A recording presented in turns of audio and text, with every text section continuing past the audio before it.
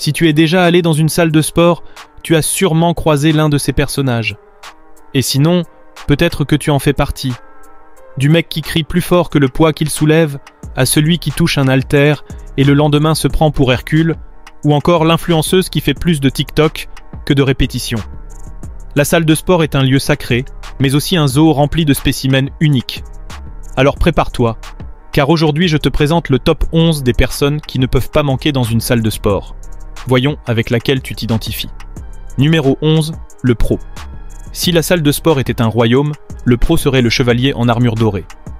Mais au lieu d'une épée, il porte un shaker de protéines et un t-shirt 3 tailles, trop petit pour faire ressortir ses biceps. Ce type ne s'entraîne pas, il vit dans la salle de sport. Il n'a pas de jour de repos, pas de jour jambes, car tous les jours sont des jours de pec. Sa diète est plus prévisible que la fin d'un film d'action. Poulet, riz et brocoli 6 fois par jour, sans faute. Il dit souvent « Frère, si ça ne fait pas mal, ça ne sert à rien ». Si ce n'est pas dit au moins 3 fois par séance, l'univers s'effondre. Oui, il est toujours en mode « no pain no gain ». Même si la science dit que s'entraîner comme ça tous les jours est une recette sûre pour se blesser, pour lui la douleur fait partie du progrès. Le bruit ambiant quand il s'entraîne, ce sont des cris de guerre, genre « Encore une bro !» alors qu'il en est déjà à 10 séries. Des disques qui tombent au sol parce que lâcher l'haltère doucement, c'est pour les faibles. Et en fond, de la musique trap ou du rock motivant, à un volume que même les crossfitters trouveraient insupportable. Son meilleur ami à la salle, c'est le miroir. Il se regarde, fait une flexion, ajuste son t-shirt, se regarde encore, puis fait une autre série en criant assez fort pour que tout le gym le regarde. Mais ne nous trompons pas, le pro est un bon gars. Il est toujours prêt à aider quelqu'un avec sa technique, même si on ne le lui demande pas. Et si quelqu'un lui demande sa routine, prépare-toi à un cours intensif de 45 minutes. Comment reconnaître un pro ? Il a toujours un shaker avec une boisson verte ou épaisse qui ressemble à du ciment. Ses t-shirts ont des manches, mais étrangement elles deviennent de plus en plus courtes. Et s'il s'est déjà blessé, c'était en faisant du développé couché avec plus de poids qu'il ne peut gérer. Mais ça ne l'a pas arrêté. Si tu le croises à la salle, il t'appellera sûrement « frère », même s'il ne te connaît pas. Numéro 10. Le nerd fitness. Si la connaissance donnait des muscles, ce type serait déjà Mister Olympia. Mais au lieu de soulever des poids, il soulève des études scientifiques et des articles de recherche. Pour lui, rien ne se fait au hasard. Il ne peut pas simplement faire un curl biceps. Il faut analyser l'activation musculaire, la biomécanique et l'angle optimal du travail. Sa bande-son ? Ce n'est pas de la musique, c'est un podcast de biomécanique avancée. Pendant que toi tu écoutes du reggaeton pour te motiver, lui apprend la tension mécanique et la synthèse des protéines. Son entraînement est plus stratégique qu'effort. Il sait exactement à combien de degrés incliner le banc pour mieux isoler le haut du pectoral. Il te regarde bizarrement si tu fais un record personnel au développé couché avec une prise incorrecte. Et s'il te voit t'entraîner avec une mauvaise technique, prépare-toi à recevoir un cours magistral non demandé. Si tu lui demandes pourquoi il fait tel exercice, il te répondra avec plus de données que Wikipédia. Avant même que tu aies fini de comprendre, il a déjà sorti une étude pour appuyer ses dires. Comment le reconnaître ? Il porte toujours une gourde d'eau parce qu'il a lu que les édulcorants affectent la flore intestinale. Il n'utilise pas de gants, mais des straps, parce que la science dit que ça améliore l'activation musculaire.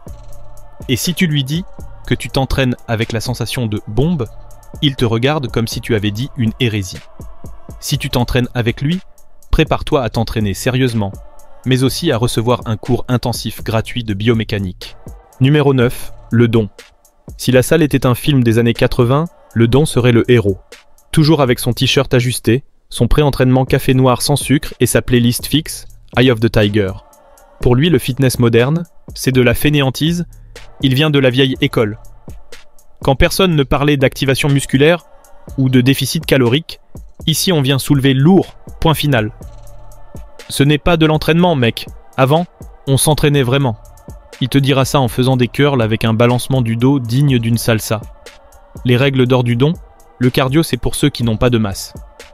Si tu ne lâches pas la barre avec fracas, comment ils vont savoir que tu as soulevé ? Et si quelqu'un demande la technique, la réponse est « soulève plus lourd, voilà ». Comment le reconnaître ? S'il commence à parler avec toi, prépare-toi à au moins 20 minutes d'anecdotes. Il corrige tout le monde. même si sa technique est plus douteuse qu'un régime miracle. Il ne manque jamais une séance, ne prend jamais de repos et donne toujours des conseils, même si personne ne les demande.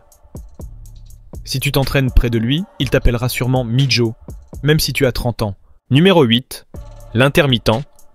Ce type est un mystère de la salle. Il apparaît et disparaît comme un tour de magie. Un jour, tu le vois arriver avec des fringues neuves, une motivation à 100% et un plan d'entraînement sorti d'Arnold Schwarzenegger. La semaine suivante, il n'existe plus. Maintenant, je reviens à fond, bro. Oui, bien sûr. Jusqu'à ce qu'il se rappelle qu'il aime aussi faire la fête, regarder Netflix et dormir tard. Cycle de l'intermittent. Arrive à la salle hyper motivé et s'entraîne comme pour l'Olympia. Achète protéines, créatine et s'inscrit même à des cours de spinning. Dure une semaine. Disparaît pendant 3 mois. Revient et dit « cette fois sans faute ». Spoiler, il va rater. Comment le reconnaître? Son pré-entraînement, c'est l'émotion de son retour. Il demande toujours « Hé, tu recommandes quelle routine ?» Même s'il ne la finira jamais. Si tu fais un pari avec lui sur qui dure le plus longtemps à la salle, tu vas gagner. Et si un jour il te dit « faut qu'on s'entraîne ensemble », assure-toi que ce soit cette semaine-là, parce qu'après, plus aucune nouvelle. Numéro 7. La Ruda. Si tu penses que seuls les hommes soulèvent lourd dans la salle, c'est que tu n'as pas vu la Ruda. Pendant que certains font des selfies avec des haltères de 5 kg, elle soulève plus que 90% de la salle, sans faire de bruit. Non merci, je n'ai pas besoin d'aide. C'est ce qu'elle dit à chaque fois que quelqu'un essaie de l'aider sur un mouvement qu'elle maîtrise clairement. Voici quelques phrases qu'elle déteste entendre. « Waouh, tu soulèves plus que moi? Ce n'est pas mon problème, bro.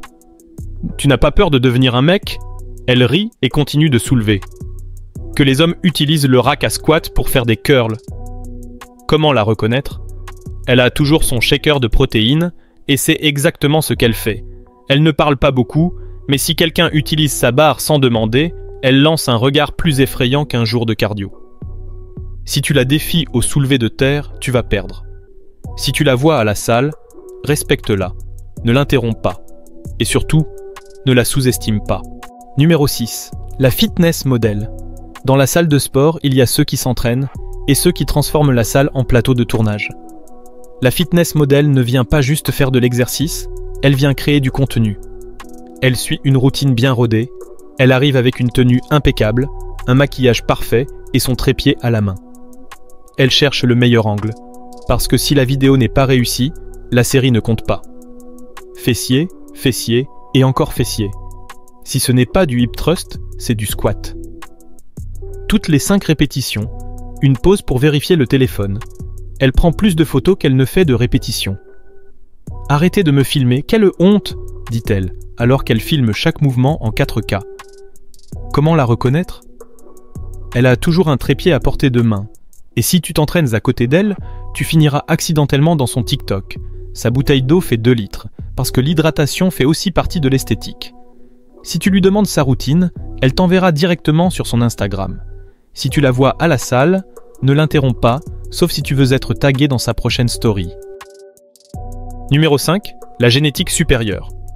Pendant que toi, tu pèses chaque gramme de nourriture, suis ta routine à la lettre et prends tes protéines religieusement, ce type touche un haltère et le lendemain, il ressemble déjà à Hercule. Il ne fait pas de régime, ne planifie pas ses entraînements, mange ce qu'il veut et continue à progresser. Pendant que d'autres luttent pour avoir des abdos visibles, lui, il a une tablette de chocolat, même en mangeant des pizzas 3 fois par semaine. Frérot, je m'entraîne à peine. Je sais pas pourquoi c'est si facile. Ah, merci. Juste ce qu'on voulait entendre. Le plus frustrant chez ce spécimen, c'est qu'il ne suit aucune technique particulière. Et pourtant, il soulève plus lourd chaque semaine. S'il dort mal, fait la fête, il reste en forme. Les gens assument déjà qu'il prend des stéroïdes. Mais même lui ne sait pas comment il fait. Il mange n'importe quoi, sans jamais prendre de gras. Il entre dans la salle sans échauffement et soulève plus que ceux qui s'entraînent depuis des années. Il n'a aucune idée de ce qu'est un déficit calorique, et pourtant il est sec. Numéro 4. Le trop occupé. Pour lui, la salle de sport n'est pas juste un lieu d'entraînement, c'est son second bureau. Pendant que tu transpires et te concentres sur ta série, lui est en pleine réunion d'affaires. En haut-parleur. Oui maître, Envoyez-moi le mail, on regarde ça après ma série de développé couché. Il ne fait pas la série, mais lit bien les mails. Sa routine est un vrai défi logistique.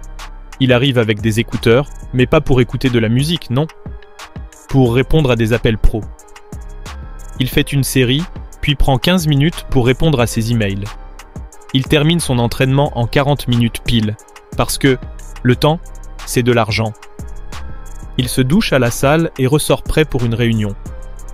Comment le reconnaître? Toujours sur son téléphone, mais jamais pour changer de chanson. Il ne connaît pas les pauses entre séries, parce que pour lui, chaque pause est active, de travail.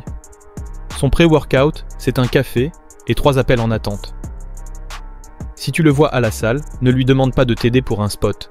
Il le fera peut-être d'une main, pendant qu'il répond à un message de l'autre.